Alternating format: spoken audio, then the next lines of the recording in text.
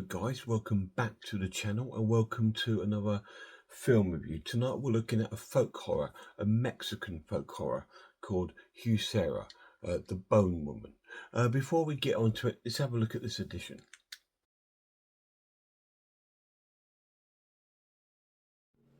So here we are guys, this is the physical release of Huesera, The Bone Woman, released on Arrow. So we'll take a little look at this release, which come out January 2026.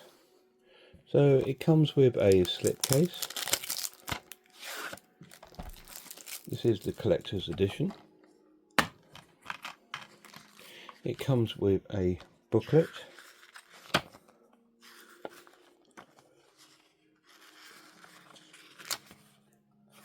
With essays. Maybe I'll put a little bit of light on the subject, we can see a bit better. There we go.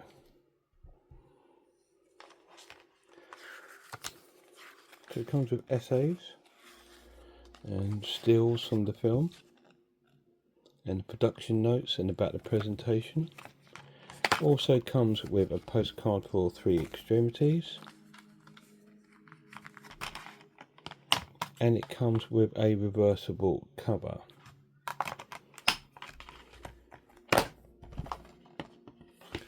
So that, guys, is the physical release of Huesera, The Bone Woman, on Arrow Video. It is a nice edition from Arrow, typical Arrow. They say it's limited edition Blu-ray with loads of special features, but let's see if there is.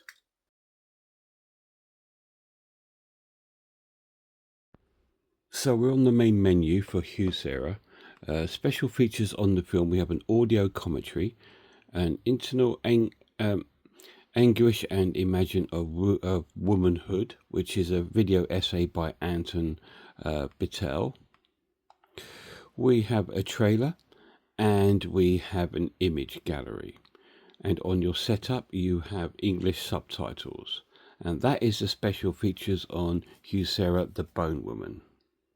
So there's minimal special features on this, which is really strange for an Arrow release, but it is what it is. But let's get to the story of The Bone Woman.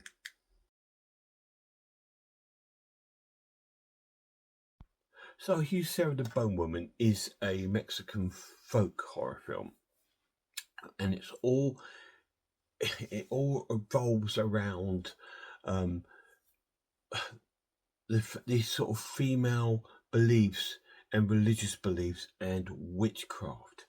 We meet Valeria, our main character, played by Natalia Solian, who's fantastic in this film, and she plays a young woman who's married to Rael, played by Alfonso Dorsal, and they are married and they want to have children. So she goes up at the beginning of the film to this iconic sort of statue of I believe it to be the Virgin Mary, and she goes up there with her family, her sisters and her mother and things like that, to get blessed, and they perform some sort of rituals on her to try and help her get pregnant.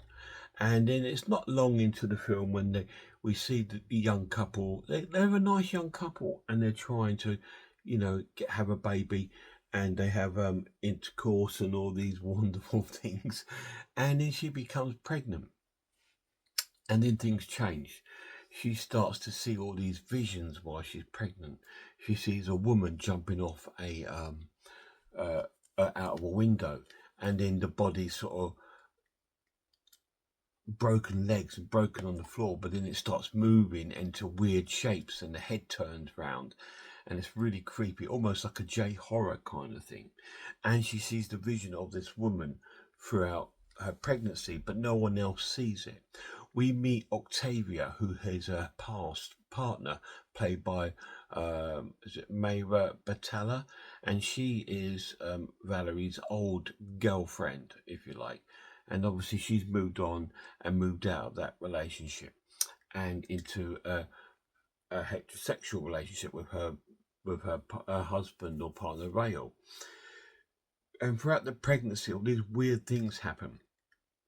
She becomes very um, I suppose, jealous of a lot of people's lives that are going on, and she feels very resentful about being pregnant and all these weird things are said. And she keeps seeing these visions of this ghost woman that keeps torturing her body into different shapes.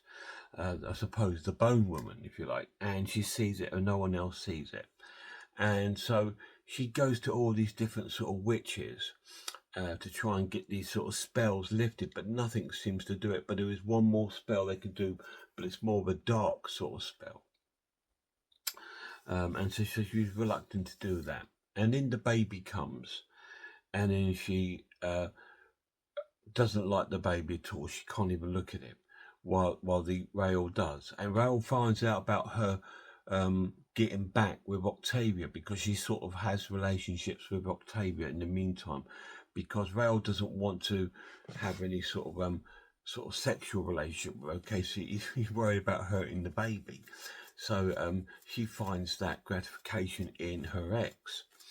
And all this sort of crazy things go on. And I say, when the baby's gone, she comes very resentful of the baby. So what's going to happen is you need to watch it and find out. All that I say, it goes into sort of like places where she relies on these witches to help her try and break this spell. And does it? Or has she gone too far to... She wants to get her relationship back, I feel, but she's gone too far. She damaged it too much to go back. Watch it and find out. Let's get to the characters.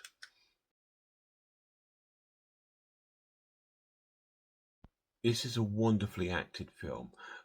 Natalia Solian, who plays Valley, is fantastic. She's really beautiful as well, and she plays the role really, really cool.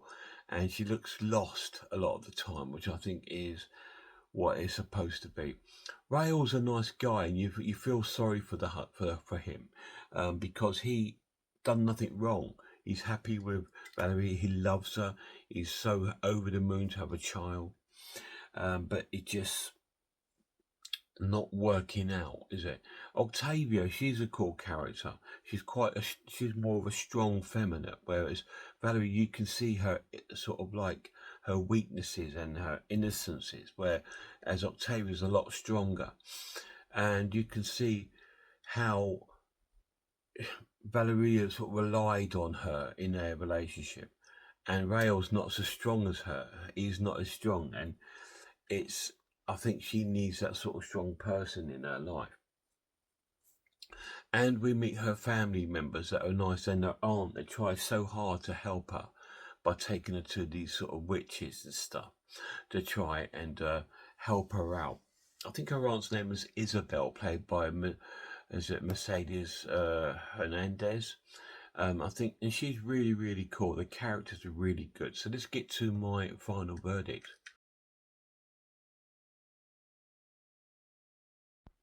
I'm going to score this an excellent watch and give it a 9 out of 10. I really, really enjoyed it.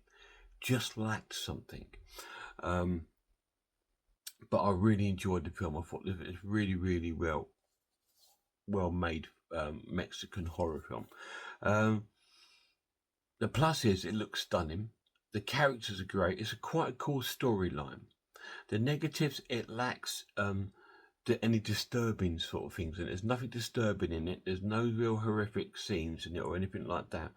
Unlike films like The Coffee Table, which was the Spanish film, I thought it was going to be like that because it is quite downbeat, like The Coffee Table. It is quite a depressing sort of storyline because it delves into probably postnatal problems and prenatal problems and all this sort of thing. It delves into these sort of subjects in a sort of ghost folk horror way.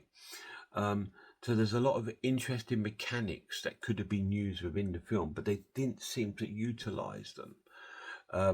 I would like it to have gone a bit further, gone down a bit more of the horror route, because the horror elements in this is about a 40% sort of thing of the film. It's more of a character base and her dealing with her emotions around being pregnant, not really wanting a child, not really knowing what she wants.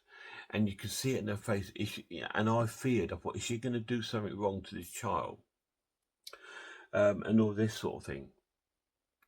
But it delves into the human emotion sort of folk horror and the folk horror of adding the sort of beliefs of Mexican with their sort of witchcraft, voodoo, ancient beliefs all coming in, and that's a part of the Mexican kind of history. So that's where the folk horror comes into the film. But it is a good watch. Huesera, 9 out of 10. Really cool film. Really enjoyed it.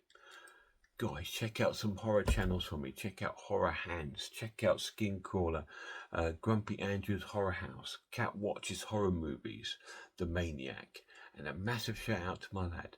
Till next time, look after yourselves, look after one another, and I really hope I see you all soon.